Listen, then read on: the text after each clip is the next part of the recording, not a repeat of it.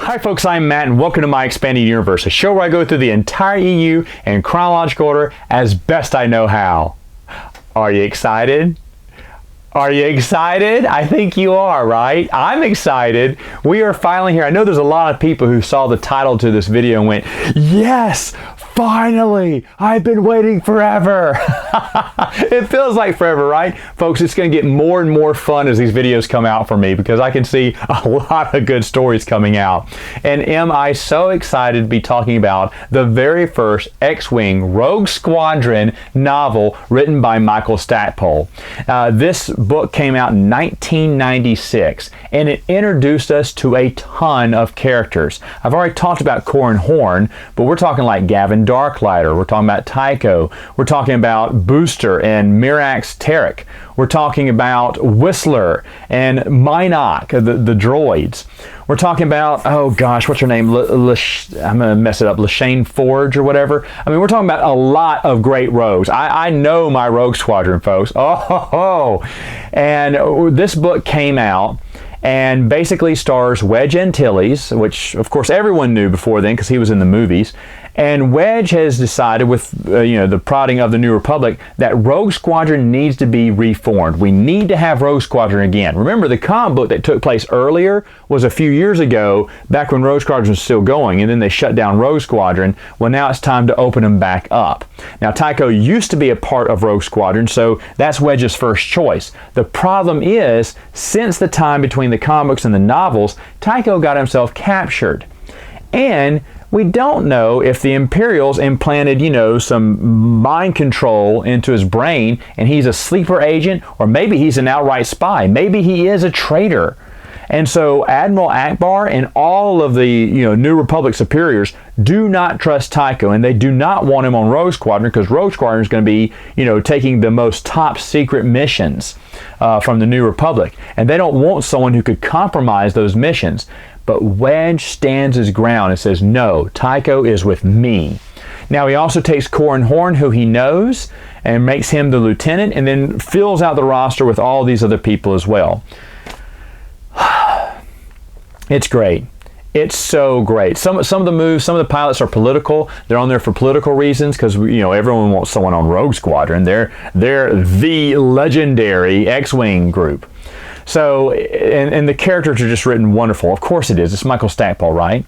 Well, in this storyline, what's going on is, it's been a couple of years since the Battle of Endor. The rebellion is winning, or New Republic, I should call them. The New Republic, they are winning, man. They're winning battle after battle. But you know what they want? They want Coruscant. They want the eye of the galaxy. They want to get in there. They want to unseat the Empire from there. Now, we know they already control Coruscant from Timothy Zahn's Heir to the Empire, right? But we don't know how that happened.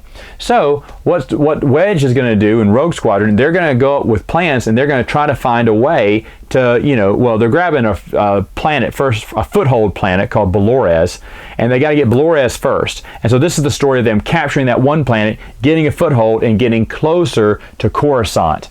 Now, of course, the Empire doesn't want to give up Coruscant. That's their stronghold, right? That's their flagship. That's the capital of the universe.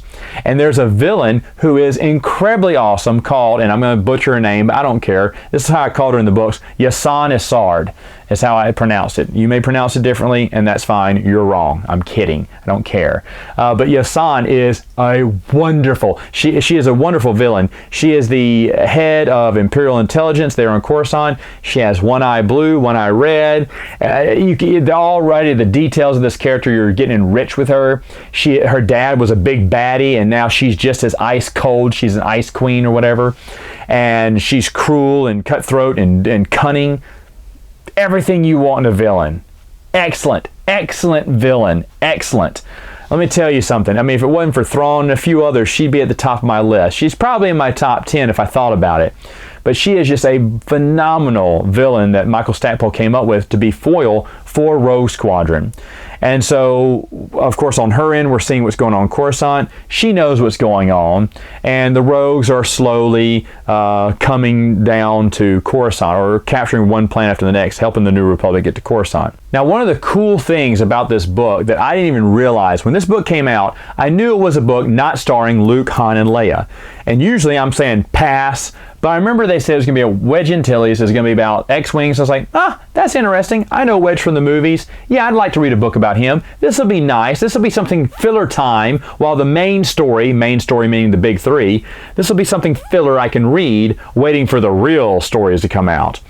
And when I read the book, I had to put it back down and go, oh my goodness, what did I just read? I was shell-shocked. I was so incredibly impressed by this storyline. I was like, this is just as good as a story about the big three. I could not believe it. And I remember I called my buddy. I said, have you read the new Rogue Squadron book? He said, no, I got it. I'm going to read it soon. I said, call me when you do. He called me a few days later. He went, this is great. And I went, did you finish it? He went, no, I'm on chapter 2.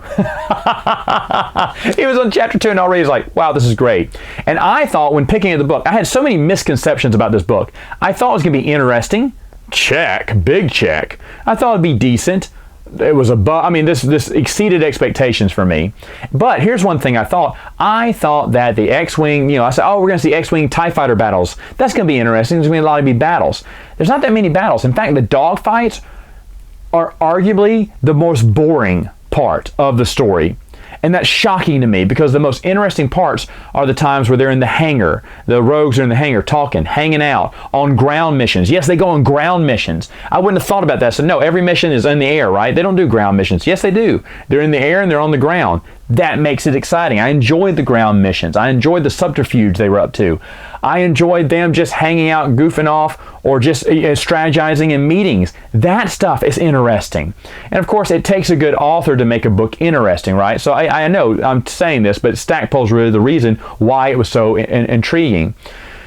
But, folks, so should you read this? I don't know why you're not. If you haven't read this, then you should. I think it's just fantastic. Do not pass it over. If you're new to the EU, or you're just cutting into it and you're like, I don't know about these, Matt. This doesn't star Luke, Han, and Leia. You are making a mistake, my friend, because this X-Wing Rogue Squadron series is on par with any big story, and sometimes it's better than a lot of the big stories with Luke, Han, and Leia. It is one of my favorite stories. It's got to be somewhere in my top 10. I don't exactly know where. I'll figure it out soon enough and let you know. But it is a phenomenal story, and it is definitely well worth your time. But folks, we're just on book 1. Come back next time. I'll talk about book 2. See you then.